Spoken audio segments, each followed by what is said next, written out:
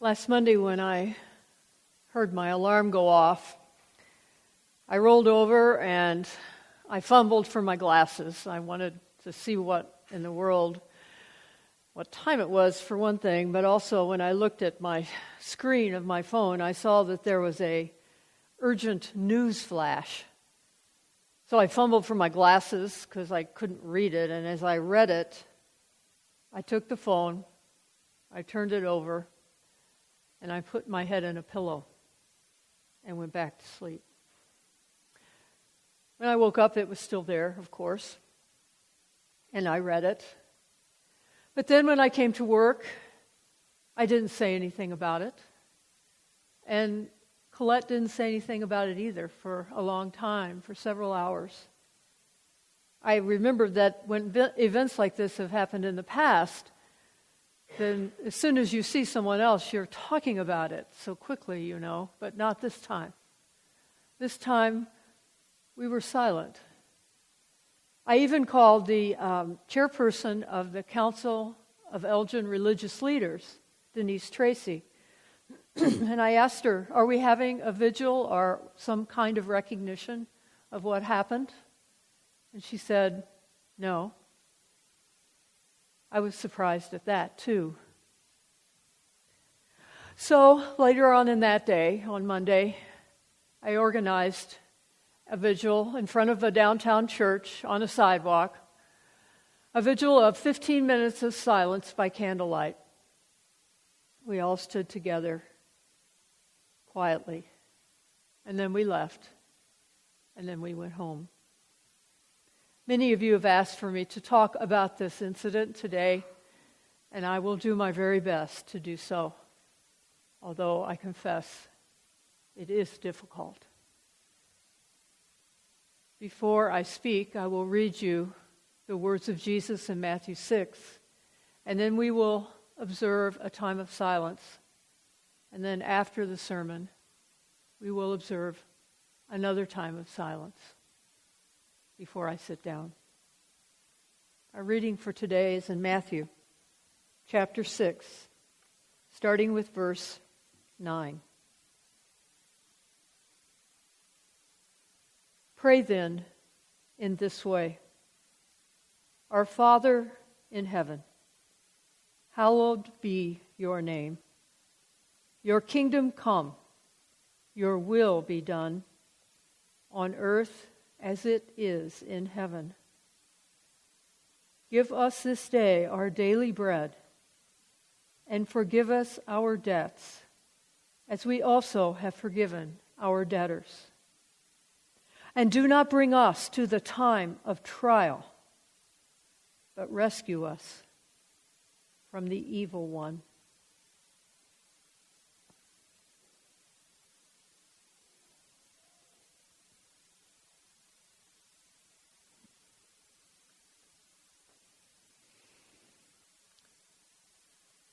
The thing that appeared on my screen has been called a massacre.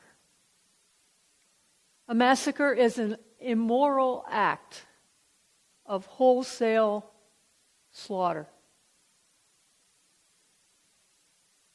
This incident transcends the other incidents that we have experienced in the past dozen or so years.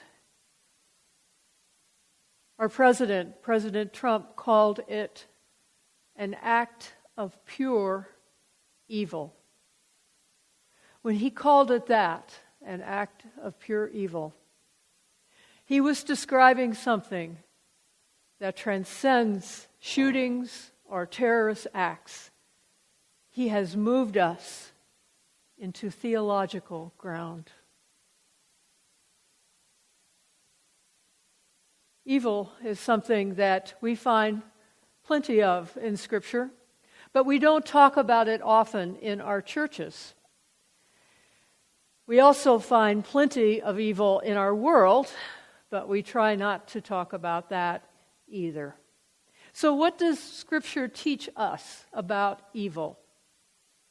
In Psalm 34, which is the psalm that you heard this morning, we are told to depart from evil and to do good, to seek peace and to pursue it. In the prayer that Jesus taught us, we are asked to entreat God to deliver us from the evil one. In Psalm 23, we are told that because the Lord is our shepherd, we can fear no evil. Notice that evil is not something that we are told to do battle with. We are to depart from it. We are to resist it. We are to turn away from it. We are not asked to battle with it, probably for good reason. In our scriptures, we would get the idea that we should treat evil the way we would treat a deadly poison, to stay away from it and protect ourselves from it. And that is what most of us try to do. But when something like the massacre on Monday happens, it becomes a little more difficult, because I'm sure you noticed that this wasn't exactly like the other things that have happened in recent history. This particular incident happened at the hands of a person who looked like he had led a normal life. There is nothing in his past that would seem to indicate that he would ever even think of doing such a thing. And it surprises us also because he was not one of the usual people that we see in our world, that we often blame in our world, that do these sorts of things, like blacks or immigrants or terrorists. He was not like that at all either. In fact, he was a little bit like all of us, a relatively successful man in our world. You know, when we come in contact with evil, the very first thing we try to do is to separate ourselves from it. We want to keep ourselves safe from it. We want to protect ourselves from it. So to do that, we look at the person who committed the evil act and we say, oh, that person isn't like us. They are whatever, something else, something that we are not. But in this particular instance, we notice that we can't do that so easily. This person was actually a lot like all of us, so it makes it very difficult for us to put the evil outside of us, to get it out of our purview and somewhere else where we can place it so we don't have to think about it or look at it. That is the general thing that we do in situations like that, like have happened today, but not in this case. Is it possible that all of us are capable of doing what that man did on Monday? Is it possible that a person with a life that looks like a normal life could do something like that? Scripture teaches us that the answer to both of those questions are yes. Years ago, for 20 years actually, I was the administrator of 2 psychiatric units in the northwest suburbs. As the administrator, it was my job to be on call to the staff on the units. And generally, I was called in when there was something going on that was very, very difficult for the staff. Something was going on that was upsetting the staff, was making them afraid, was making them deeply concerned. And when the staff were unsettled, the tenor on a psychiatric unit can change in a moment. So I would go in and I would talk with the staff. We would get together and I would try to get to the bottom of what the problem was. What is happening here? And try to put solutions in place to solve that problem so that by the time I left, and I didn't leave until this happened, the staff was feeling confident and comfortable. I would never leave a staff that wasn't feeling confident and comfortable, because I knew that the comfort of the staff was the key to peace on that unit. And until that comfort was found, the whole unit was not safe. The mentally ill are some of the most vulnerable people in our world, and yet they may not look like they're vulnerable at all. In fact, often they look like you and me.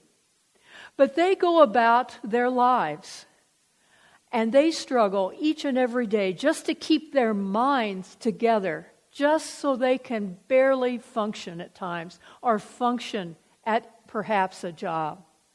They work harder on keeping their minds together than they do any other thing. And when there is violence that erupts in our world, or angry words exchanged, or painful divisions that are occurring in the world around them, their minds can break apart. And when that happens, if they have something like a weapon that can cause mass destruction, then we will see an incident like we saw in Las Vegas. Our job as children of God are to protect the vulnerable. We are to protect the very old, the very young, the persons that are handicapped in mind or body or spirit. We are here to protect the poor. And when we protect the most vulnerable in our midst, we protect ourselves too. Why? Because we all share in the pain that is happening in our world. We are all bound together into a single web of humanity. What affects one person affects the world. Our pain is not just our own. Their pain is not just their own. We are bonded together in that web of life that God has created. So when we care for another, especially our most vulnerable, we care for ourselves as well. An incident like the massacre on Monday brings us to a place that is holy ground. It is a place where we recognize evil in our world, when we encounter great suffering, when we encounter death. It is a place where we share together with millions of other people the tragedy that comes to us as human beings from time to time. I want to stand in that place of holy ground with you today. I want to seek peace and pursue it with you. I want to depart from evil and do good with you. And I want to find the humility that comes when our feet are planted in the ruins and our eyes are looking up at the Creator of heaven and earth. When we stand together in a place like that, we can leave together bold and unafraid.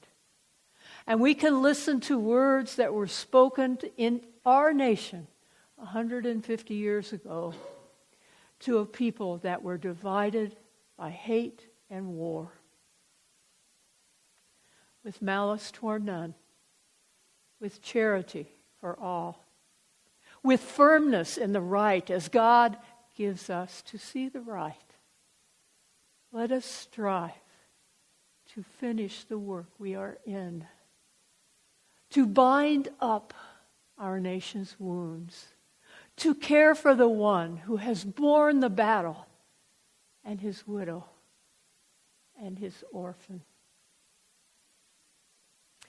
To find and cherish a peace among ourselves and with all other nations.